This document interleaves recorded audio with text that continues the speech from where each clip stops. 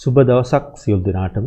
අද පාඩමේදී අපි ඉගෙන ගන්න යන්නේ MongoDB වලට කොහොමද data insert කරන්න කියලා. මේ MongoDB වල data වලට අපි කියන documents කියලා. ඕගොල්ලෝ අපේ කලින් පාඩම බැලුවා නම් මේ දෙවෙනි පාඩම මේකෙදි MongoDB install කරන විදිය වගේම MongoDB වල අපි කියන collections ඒ වගේම ඒක ඇතුළේ තියෙන data වලට කියන documents කියලා. එතකොට document insert කරන විදිය තමයි මේකෙදි අපි කතා කරන්න යන්නේ. MongoDB වල අපිට පුළුවන් document එකක් insert කරන්න ඒ වගේම document කීපයක් insert කරගන්නත් පුළුවන්. මෙහෙම MongoDB node භාවිතා කිරීමේදී අපිට ක්‍රම දෙකකට මේක භාවිතා කරන්න පුළුවන්. එකක් තමයි MongoDB drive එක භාවිතා කරන එක. අපි ඒක තමයි මේ පාඩමේදී කරන්නේ. තව එකක් තියෙනවා ඒ තමයි Mongoose කියලා. ඒ තමයි object data mapping එකකින් අපිට මේක කරගන්න පුළුවන්. ඉතින් Mongoose එක ගොඩක් ජනප්‍රිය වෙලා තියෙනවා. මොකද object oriented program වලදී අපේ data තියෙන class විදියට. එතකොට ඒ object එකම අපිට ගනුදෙනු කරන්න පුළුවන්. ඒ වගේම මේකෙදි අපිට schema එකක් හදා ගන්නත් පුළුවන්. විශේෂයෙන්ම දැන් ඔයගොල්ලෝ හිතන්න ඕගොල්ලෝ මොන හරි application එකක් හදනවා නම් මේ application එකේ අවශ්‍ය data නැත්නම් මේ application එකේ error එකක් එනවා. ඒ නිසා මේ අවශ්‍යම data තියා ගැනීම සඳහා අපිට schema එකක් අවශ්‍ය වෙනවා. අන්නේ මේ විදිහට බැලුවොත් එම Mongoose කියන එකෙන් ඒක ඉතාමත් අපිට හොඳට කරගන්න පුළුවන්. MongoDB drive එකකින් අනිත් විදිහට බැලුවොත් එහෙම මේක fast වැඩ කරනවා. මොකද මේක තමයි default drive එක. මේක මත තමයි Mongoose develop කරලා තියෙන්නේ. ඉතින් ඕගොල්ලෝ මේ අධ්‍යයනයක් කරන නිසා මේකත් ඉගෙන ගන්න. ඊට පස්සේ ඕගොල්ලන්ගේ project එක හැටියට ඕගොල්ලන්ගේ design එක හැටියට ඕගොල්ලන්ට පුළුවන් Mongo drive එක භාවිතා කරනවා නැත්නම් Mongoose භාවිතා කරනවද කියලා decision එක ගන්න. අපි පාඩමට යන්න කලින් මම පොඩි උපදේශයක් දෙන්නම්. ඒ තමයි මේ data insert කරද්දී ඕගොල්ලන්ගේ software development architecture කනුව තමයි කරන්න ඕන. ඒකෙදි තමයි අපි තීරණය ගන්න ඕන මොන වගේ විදිය data ද අපි use කරන්නේ. නැත්නම් අපි ඕනම જાති data එකක් use කරනවද? එතකොට මොන වගේ objects ද අපි තියෙන්නේ? අන්න ඒ විදිහට තමයි අපි දෙන්නේ. මොකද data insert කරන්නෙම අපි නැවත ඒවා ලබා ගන්න, report ගන්න, filter කරගන්න, query කරගන්න, find කරගන්න. එතකොට අපි data insert කරගන්න ඕන අන්න ඒ වගේ දේවල් වලට අදාළව අපේ project එකට අදාළව තියෙන කරුණු මත. අපි මේ YouTube tutorial එකක් කරන හින්දා මම sample insert වගේක් කරනවා ඕගොල්ලන්ට හැම දෙය ගැනම දැන ගැනීම සඳහා. එහෙනම් අපි Visual Studio Code වලට ගිහිලා මේ application install කරලා අපි මේ වැඩේ කරමු. දැන් Visual Studio Code වල මගේ empty project එකක් තියෙන්නේ. මම මේක terminal එක open කරලා මට අවශ්‍ය වෙන ඉස්සෙල්ලාම මේක npm package එක initiate කරගන්න.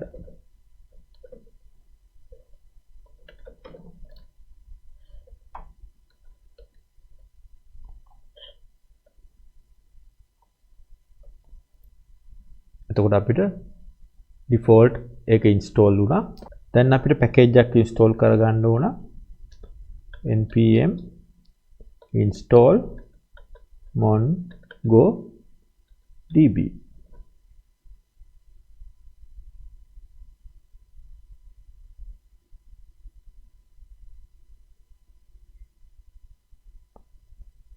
දැන් අපි MongoDB install කරගත්තා. මම ෆයිල් එකක් create කරනවා.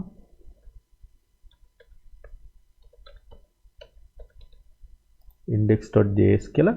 දැන් මම මේකෙන් කොහොමද insert කරන එක කරගන්නේ. එහෙනම් අපි documentation එකට ගිහලා බලමු මොන වගේ දෙයක්ද අපිට ඒකේ කියලා තියෙන්නේ කියලා. මම මගේ website එකට ගිහිල්ලා මම search කරනවා MongoDB driver කියලා. MongoDB driver කියලා තමයි search කරනවා. එතකොට මෙන්න මේකෙදි මේ දෙවෙනි යට එනවා start developing with MongoDB කියලා. MongoDB drivers කියලා තියෙනවා. මෙන්න මේකට තමයි යන්න ඕනේ. බලන්න මෙතනට ගියාට පස්සේ MongoDB official site එකේම තියෙන drivers තමයි තියෙන්නේ. අපි ඒකක් තමයි use කරන්න යන්නේ. එතකොට මේකෙදි මේ තියෙන languages හැම එකටම driver එක use කරන්නේ කොහොමද කියලා දාලා තියෙනවා. ඉතින් අපේ application එක අනුව අපි Node.js click කරමු.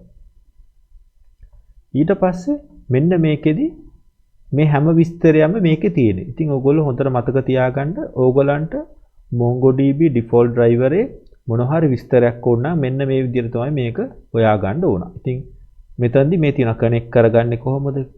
ක්‍රියේට් කරන්නේ කොහොමද? ට්‍රාන්සැක්ෂන් මැනේජ් කරගන්නේ කොහොමද?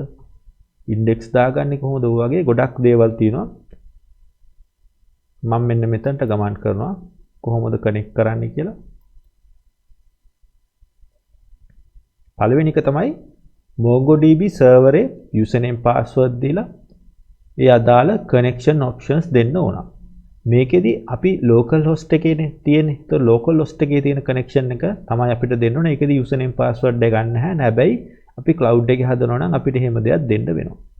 ඊට පස්සේ අපි Mongo client කෙනෙක් අරගෙන ඒකට එක පාස් කරලා ඊට පස්සේ තමයි මේක කනෙක්ට් කරන්නේ.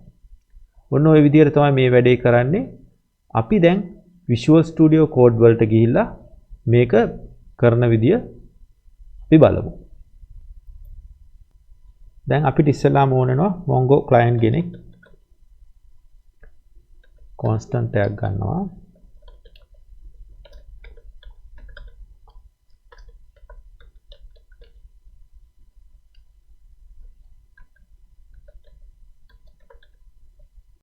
require කරගන්නවා මොකෙන්ද MongoDB වලින්.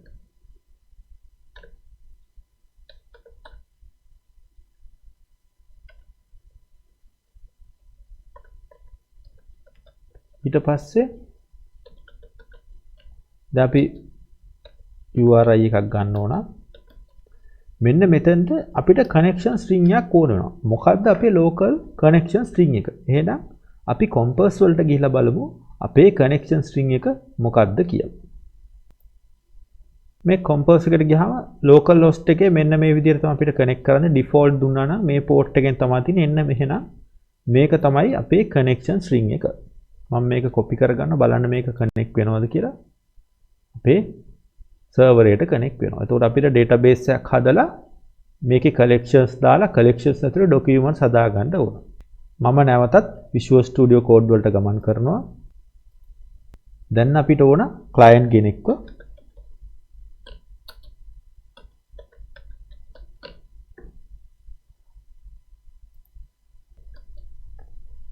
Mongo client එක ගත්තා. මේකට අපි pass කරනවා අපේ URI එක. ඔන්න ඔය විදිහට අපි ඒක හදාගත්තා. දැන් එහෙනම් අපි function එකක් හදමු. මේ function ඔක්කොම async functions. ඒ කියන්නේ අපිට මේ function එක කරන්න වෙලා නැහැ. මොකද database එකේ කියවලා ගන්න බැහැ. එහෙනම් async function තමයි තියෙන්නේ. ඔයගොල්ලෝ async ඒවා ගැන දන්නවා. දැන් අපි ඉගෙනගෙන තියෙනවා. කියනවා async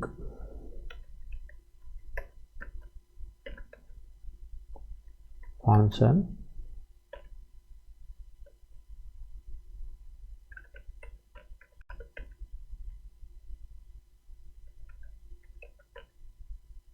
connection test එකක් තමයි අපි කරන්න හදන්නේ. මේකෙදී අපි try එකක් ඇතුළේ තමයි මේක දෙන්න හදන්නේ.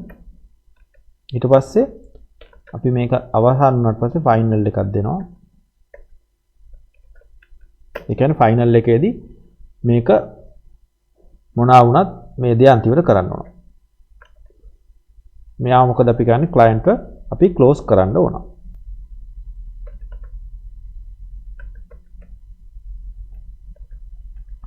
ඉතින් මේ function එක async එකක් හේඳ await කියලා දෙනවා. මේ MongoDB වල පරණ versions වලදී 4.7 එකේට පස්සේ පරණ versions වලදී මේකෙදි අපිට මේ client එකට connect කියලා එකකුත් කරන්න ඕන. නමුත් දැන් අපිට ඒක කරන්න අවශ්‍ය නැහැ. ඒකින්ද අපි කෙලිම database එකේ තියෙන data අරගමු. මේකෙදි අපි ගන්නවා client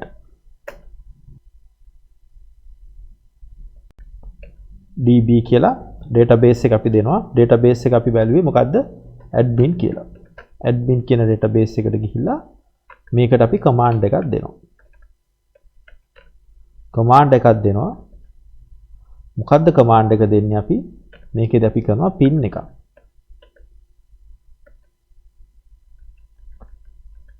මේ command එක අපි object එකක් විදිහට තමයි දෙන්නේ.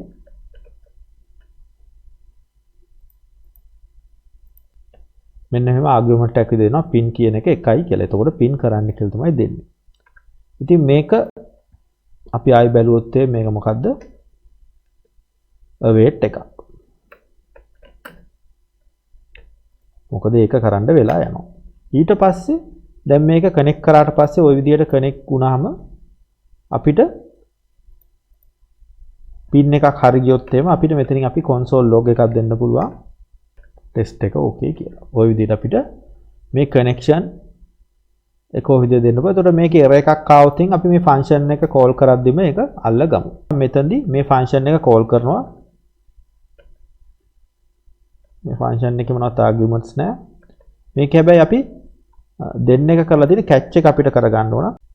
අපි මෙතනදී error එකක් ආවොත් මේ console එකේම දාගන්න ඕන. ඒ හින්දා අපිට මේකේ එන එකම මෙතන අපි object එකම print කරනවා dir කියලා දානවා. දාලා මේක save කරනවා. save කරලා අපි මේක run කරනවා. run කරන්නේ node index කියලා. අපේ program එක හරිනම් අපිට මේක test okay කියලා වැටෙන්න ඕන.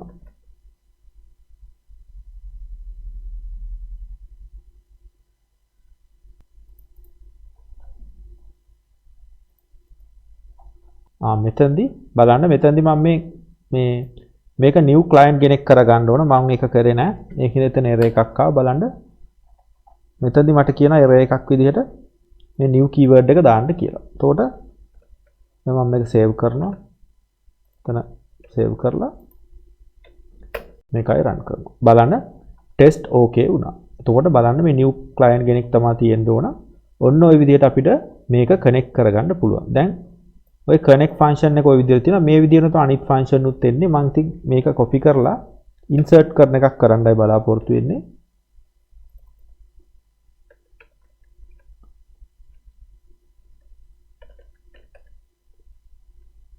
අපි data 1 කියලා දෙමු.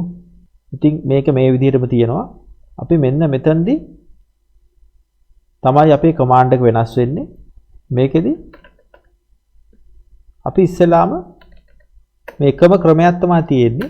ඉස්සෙල්ලාම අපි database එක ගන්න ඕන. database එක ගන්න client ගෙන් මොකද db කරලා තමයි ගන්න. එතකොට මතක තියාගන්න මෙතන database එක නැත්තම් මෙයා create කරනවා. එහෙනම් මම database එක නමක් දෙනවා. මම මෙතන දෙනවා my database කියලා. එතන my database කියලා කලුතෙන් හැදෙන්න ඕන. ඊට පස්සේ මට මෙතනද collection එකක් ඕන වෙනවා. මොන collection එකක් එක්කද අපි වැඩ කරන්නේ? එහෙනම් මෙන්න මේ database එකේ අපි collection එකක් define කරගන්න ඕන. collection කියලා ලිව්වා. ඊට පස්සේ මෙතනත් දැන් collection එකක් හදන්න ඕන. එතකොට මම මෙතන දෙනවා products කියලා.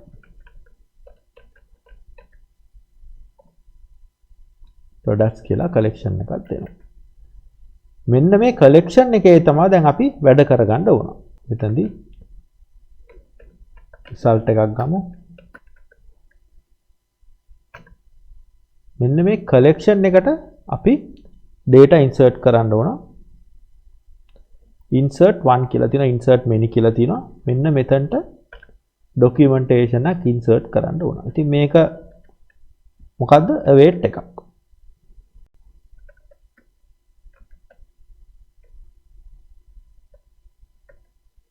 await option එක. await එකකින් තමයි මේ result එක එන්නේ. මේ result එක අපිට මොකක් හරි මේක වැටුණා හරි නැහැ කියලා result එකක් එනවනේ. මෙන්න මේ result එක අපි terminal එකේ print කරමු. ඔය විදිහට දානවා. එතකොට මෙන්න මෙතන තමයි අපිට data එක දාන්න ඕන. එහෙනම් අපි මෙතන documentation එකක් හදපු doc එකක් object relational mapping එකක් නැති ඉඳලා අපිට ඕන විදිහට මේක දාන්න පුළුවන්. මම const එකක් අරගන්නවා doc කියලා. මේක object එකක් විදිහට ඔය විදිහට ගන්නවා. ඉතින්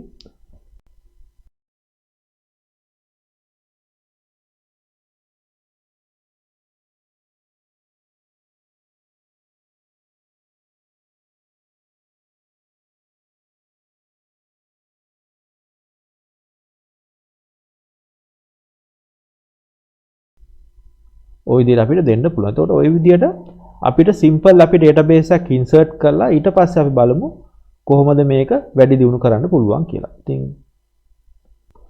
එතකොට මෙන්න මේ doc එක මෙතනට දාන්න ඕන. අපි ඒක doc එක මෙතනට දානවා. දාලා මේක සේව් කරනවා. සේව් කරලා මේ කමාන්ඩ් එක මම කොපි කරලා මේකේ නම මොකද්ද? ඔන්න ඔය විදිහට දානවා. දාලා පළවෙනි එක අපිට අවශ්‍ය නැහැ. ඒක කමෙන්ට් කරනවා. මේක සේව් කරලා මේක ක්ලියර් කරන්න. ක්ලියර් කරලා මෙතනදී රන් කරනවා. එතකොට බලන්න acknowledge කියලා වැටෙනවා, true කියලා වැටෙනවා. මේක inserted කියලා වැටෙනවා. object id එකකුත් එක්ක වැටලා තියෙනවා. අපි බලමු compass එකට ගිහිල්ලා මේක කොහොමද වෙලා තියෙන්නේ කියලා. දැන් compass එකේ මෙතන refresh කරන්න පුළුවන්. refresh කරාට පස්සේ බලන්න my database කියලා කලුතෙන් හැදිලා තියෙනවා. මේක ඇතුලේ products කියලා collection එකක් තියෙනවා. ඒකේ document එකක් තියෙනවා. ඔය බලන්න. මෙන්න මේක තමයි uniquely identify කරගන්න පුළුවන් යා identification එකක් දාලා තිනවා. අපි දුන්න data ටික වැටලා තියෙනවා. ওই විදිහට වැටලා තියෙනවා. එහෙනම් අපි data එකක් insert කරා. අපි බලමු සාමාන්‍ය data වලට වඩා මේකේ තව මොනවද දාන්න පුළුවන් කියලා. මම මේ උදාහරණයටම තව data insert කරගෙන යන්නම්. එතකොට ඔයගලන්ට තේරෙයි කොහොමද අපිට මොන වගේ data දාන්න පුළුවන්ද කියලා. අපි ආයේ Visual Studio Code වලට ගමන් කරනවා. අපි මෙතනට ගිහිල්ලා දැන් test 1 කියලා දාමු. මේක ඔය විදිහට දාමු. ඊට පස්සේ අපි බ්‍රෑන්ඩ් එක දාන්නේ නැහැ. දැන් බලන්න අපිට එහෙම දාන්න නැතුව ඉන්න පුළුවන්. අපි දාලා අපි දෙනවා මේක rating කියලා එකක්. rating කියලා එකක් දීලා අපිට මේක දෙන්න පුළුවන් array එකක් මොන හරි.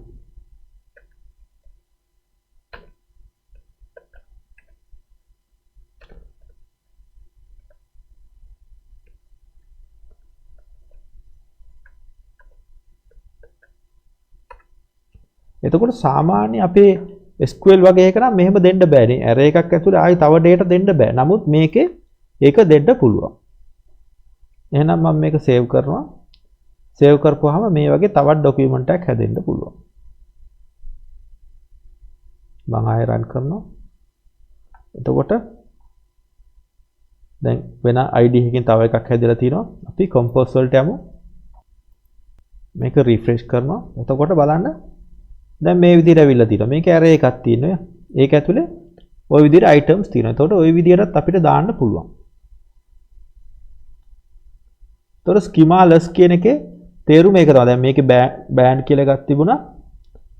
brand කියලා එකක් තිබුණා. මේකේ එහෙම එකක් නැහැ. මේකේ rating. මේකේ rating කියලා එකක් නැහැ. අපි නැවතත් Visual Studio වලට යමු.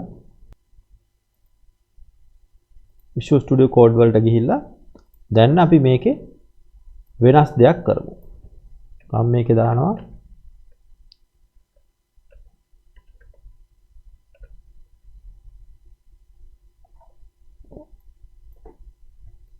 colon එක එන්න ඕන. object එක ගන්න අපි දෙන්නේ.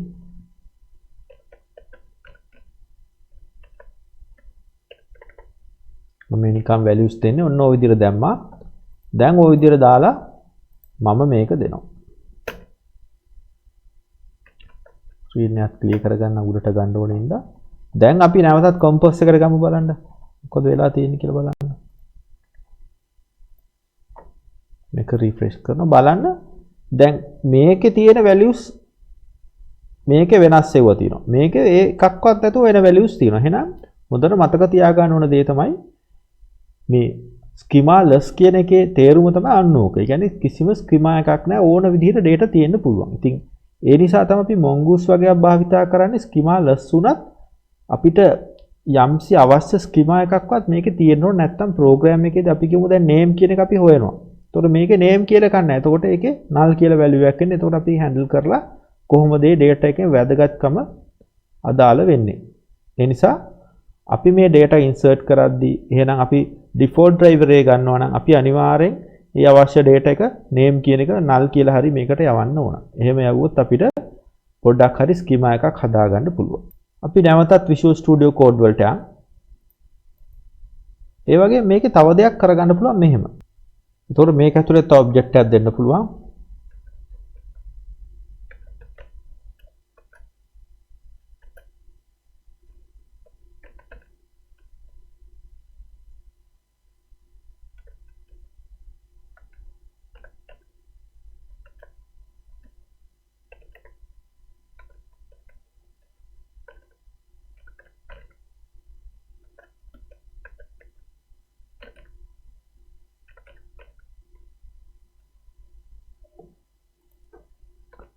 එතකොට තවත් අපිට මේක ඇතුලේ array එකක් දෙන්නත් පුළුවන්. අපි කියමුකෝ එයා කෝඩින් වලට කැමති වුණාද කියලා.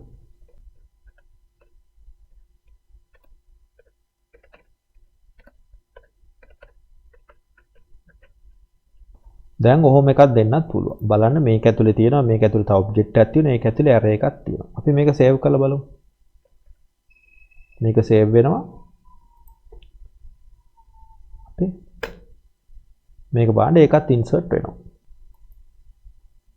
අපි නැවතත් කොම්පස් එකට ගිහිල්ලා මේක රිෆ්‍රෙෂ් කරොත් එන්න බලන්න මෙහෙම තියෙනවා. ඒක ඔබ්ජෙක්ට් එකක් තියෙන්නේ. ඒක ඇතුලේ කොහොම තියෙනවා. මේක ඇතුලේ තව කොහොම තියෙනවා. එතකොට මේ MongoDB වලදී අපිට ඔය කම්ප්ලෙක්ස් ඔබ්ජෙක්ට්ස් වගේ තියෙනවා දාන්න පුළුවන්.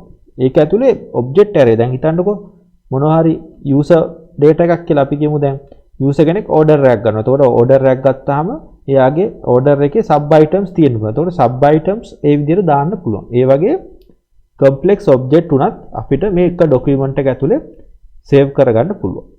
ඒක තමයි අපි කියන්නේ schemaless කියන එක. අපි තවත් එකපාරක් බලමු. තව එක විදිහකට මේක data දාන්න පුළුවන් විදිහට අපි ආයෙත් Visual Studio Code වලට යන්න. මම මේක ඇතුළෙම තව එකක් දානවා.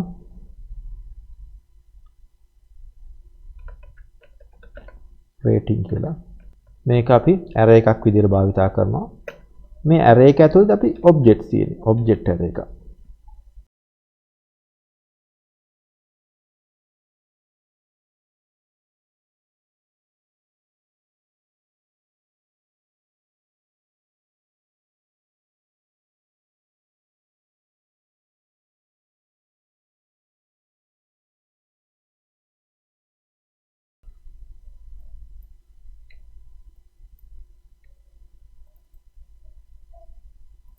ඔය විදිහට අපි කියමු දුන්නයි කියලා. එතකොට බලන්න මේක ඇතුලේ තවත් ඔබ්ජෙක්ට්ස් තියෙනවා. මේක ඇතුලේත් අපිට ඕන නම් පුළුවන් ආයි තව arrays එහෙම දෙන්න.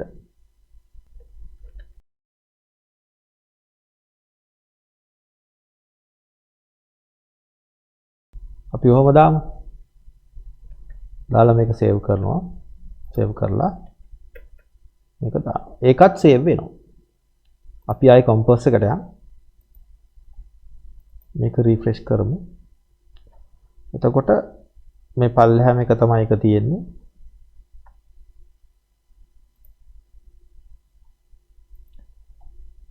මේකේ බලන්න ඔය යූසර් එක ඔය විදිහට තියෙනවා. කෝඩින් එක ඔය විදිහට තියෙනවා. ඊට පස්සේ රේටින් කිව්වහම ඒක ආයි ඔබ්ජෙක්ට් එකක් තියෙන්නේ. ඒක ඇතුලේ ආයි ඔය වගේ තියෙනවා. ඔන්න ඔය විදිහට අපිට ඕන තරම් complex objects දාන්න පුළුවන්. ඉතින් මෙහෙම දාන්න පුළුවන් මේ default drive එකේ තමයි අපි mongoose භාවිතා කරනවා නම් අපි schema එකක් හදන්න ඕනේ. schema එකක් හදුවාම මේ schema එක ඇතුළට තමයි මේක දාන්නේ. ඉතින් ඒ නිසා schema එකක වැදගත්කම ඔයගලන්ට තේරෙනවා. ඉතින් හැබැයි එහෙම නැතුව ඕන application හදන්න ඕන නම් එහෙම නැතුව වැඩ කරගන්න ඕන නම් මේක තමයි ක්‍රමය. මේ විදිහට ඔයගලන්ට වැඩ කරගන්න පුළුවන්. ඉතින් දැන් අපි බලමු කොහොමද multiple data insert කරගන්නේ, multiple documents කොහොමද insert කරගන්නේ කියලා. නැවතත් අපි Visual Studio Code වලට යනවා. ඉතින් මේක හරිම සරලයි. අර ක්‍රමයට තමයි කරගන්න තියෙන්නේ. insert කරන එක ලොකු අමාරු දෙයක් නෙමෙයි. මෙන්න මේ විදිහට මම මේ කෝඩින් එකම copy කරගත්තා. copy කරලා ආයි paste කරගත්තා. ඊට පස්සේ මේකත් මම comment කරනවා. ඊපස්සේ මෙතන දානවා multi කියලා. ඊපස්සේ මේ document එකේ තියෙන ටික ඔක්කොම මකනවා. මකලා මෙන්න මෙතනදී එතන දෙන්න ඕන මොකද්ද? insert menu කියලා. එතකොට menu කියලා දුන්නාම මෙතන එන්න ඕන මොකද්ද? array එකක්.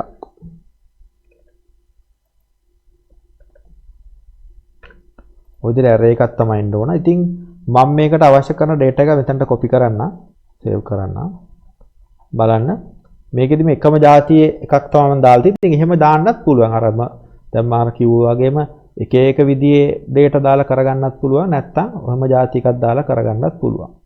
එතකොට ඒ නිසා මේකෙන් උනත් අපිට වැඩ කරගන්න පුළුවන්. අපි save කරද්දී දැනගන්න ඕන හරි විදිහට data save කරගන්න. නැත්නම් දැන් මේ විදිහට අපිට හරි එකක් දාලා සේව් කරගන්න පුළුවන්. දාලා මෙන්න මේ ඩොක් එක දැන් මිනි කියලා තියෙන. එතකොට මේ හැම එකටම එක එක ගානේ හැදෙනවා. නැත්තම් මිනි කියලා නොදුන්නොත් මොකද වෙන්නේ? මේක තනි ડોකියුමන්ටේෂන් එකකට මේක ඉන්ස්ටෝල් වෙනවා. හොඳට මතක තියාගන්න. ඒ නිසා දැන් ඒක ඇතුළේ ගොඩක් දාන්නත් පුළුවන්. ඒ නිසා මිනි කියන එකක් දාන්න වෙනවා. දැන් මම මේක සේව් කරා. සේව් කරලා ස්ක්‍රීන් එක ක්ලියර් කරන්න. මේක රන් කරනවා. මේක රන් කරාට මොනවත් රන් වෙන්නේ නැහැ. මොකද අපි ඒක දාලත් නැහැ. එහෙනම් මේ නම දාලා මේක දාමු.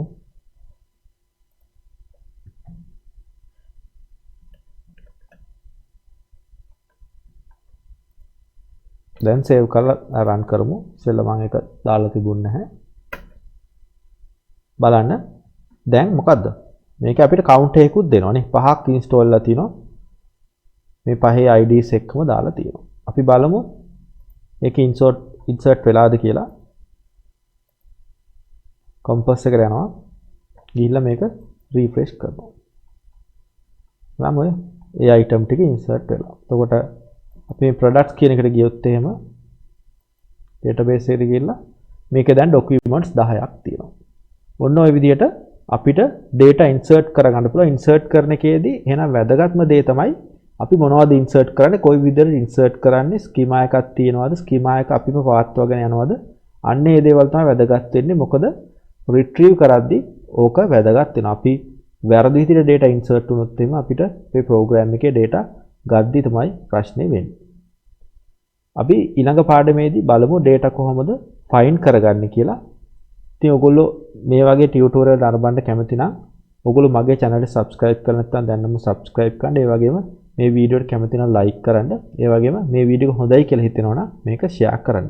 අපි තවත් මෙවැනි වීඩියෝ එකකින් හම්බෙමු. ඔබ සියලු දෙනාටම සුබ දවසක්.